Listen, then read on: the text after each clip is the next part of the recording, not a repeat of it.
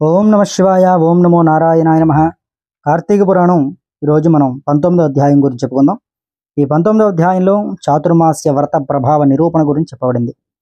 అయితే ఈ విధంగా నైమిషారణ్యముంద మహామునులందరూ కలిసి చిదానందుని స్తోత్రం చేసిన పిమ్మట జ్ఞానసిద్ధుడు అనేటువంటి ఒక మహాయోగి, ఓ దీనబాంధవ, వేదవ్యాచుడవని, అద్వితీయుడవని, సూర్యచంద్రులే నేత్రములుగా గలవాడవని, సర్వాంతర్యామివని, బ్రహ్మరుద్ర దేవేంద్రులందరి చేత కూడా పూజింపబడేవాడవని, నిత్యుడవని, సత్యుడవని, నిరాకారుడవని, సర్వజనులచే స్తుతించబడుతున్న ఓ మాధవ, నీకివే మా హృదయపూర్వక నమస్కారములు. సకల ప్రాణకోటికి కూడా ఆధారభూతుడవకు ఓ నందనందన, మా స్వాగతం స్వీకరించు. నీ దర్శన భాగ్యం వల్ల మేము, మా ఆశ్రమములు, మా యొక్క నివాస స్థలాలు అన్నీ కూడా పవిత్రులమైనవి. ఓ దయామయ, మేము ఈ సంసార బంధం నుండి బయటపడలేకుంటుమి, మమ్మల్ని ఉద్ధరించు. మానవుడు ఎన్ని పురాణాలు చదివినా, ఎన్ని శాస్త్రములు విన్నా నీ యొక్క దివ్య దర్శనం బడయజాలడు. నీ భక్తులకు మాత్రమే నువ్వు దర్శనమిస్తావు. ఓ గజేంద్ర రక్షక, ఉపేంద్ర, శ్రీధర, ఋషికేశ, నన్ను కాపాడము అని మైమరచి స్తోత్రాలు చేసేట. శ్రీహరి చిరునవ్వు నవ్వి, ఈ జ్ఞానసిద్ధ, నీ స్తోత్ర వచనమునకు నేనెంతయో కూడా సంతోషించాను. నీకిష్టమైన వరమును కోరుకో అని పలికాట.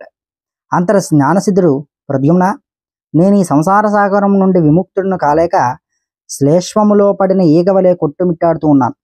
కనుక నీ పాదములపైన నా ధ్యాస ఎప్పుడూ కూడా ఉండినట్లుగా నన్ను అనుగ్రహించు, మరేమి కూడా నాకు అక్కర్లేదు అని వేడుకున్నట్ట. అంతటా శ్రీమన్నారాయణుడు, ఓ జ్ఞానసిద్ధుడా, నీ కోరిక ప్రకారమే అట్లనే వరమిస్తాను. అయితే అదియును కాక మరొక వరాన్ని కూడా నీకు కోరుకో, అది కూడా ఇస్తాను. ఈ లోకమందు అనేక మంది దురాచారులై, బుద్ధిహీనులై అనేక పాపకార్యములు చేస్తూ ఉన్నారు. అట్టి వారల పాపములు పోవుటకు ఒక వ్రతమును కల్పిస్తూ ఉన్నాను. ఈ వ్రతమును సర్వజనులు కూడా ఆచరించవచ్చు. సావధానుడివై ఆలకించు. నేను ఆషాఢశుద్ధ దశమి రోజున లక్ష్మీదేవి సహితంగా పాల సముద్రమున శేషశయ్యపై పవలిస్తాను. తిరిగి కార్తీక మాసమున శుద్ధ ద్వాదశి వరకు చాతుర్మాస్యమని పేరు. ఈ కాలములలో చేయు వ్రతము నాకు చాలా మిక్కిలి ప్రీతికరము. ఈ వ్రతము చేసే వారికి సకల పాపాలు కూడా నశించి వారు నా సన్నిధికి వస్తారు. ఈ చాతుర్మాసమందు వ్రతమందు చేయని వారు నరక కోపమును పడతారు.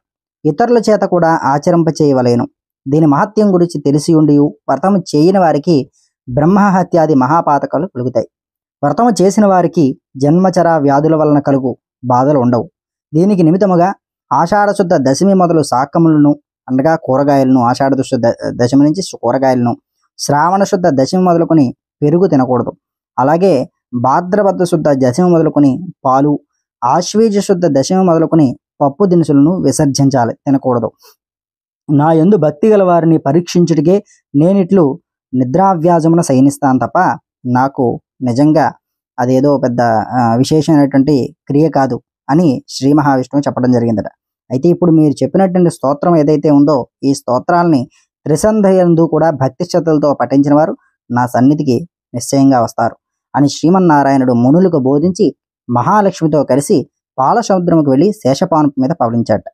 వశిష్ఠుడు జనక మహారాజుతో, రాజా, ఈ విధంగా విష్ణుమూర్తి జ్ఞానసిద్ధి మొదలగు మునులకు చాతుర్మాస వ్రత మహాత్యమును ఉపదేశించాడు. ఈ వృత్తాంతమును ఆంగీరసుడు ధనలోభుడుకు తెలియజేశాడు. నేను నీకు వివరించాను. కావున ఈ యొక్క వ్రతమును ఆచరించుటకు స్త్రీ పురుష భేదము లేదు, అన్ని జాతుల వారు చేయవచ్చు. శ్రీమన్నారాయణ ఉపదేశం ప్రకారం మునీశ్వరులందరూ యొక్క చాతుర్మాస వ్రతం ఆచరించి ధన్యులై వైకుంఠానికి వెళ్ళారట. హర నమః పార్వతీపతయే, హర హర హర మహాదేవ, హర శంభో శంకర.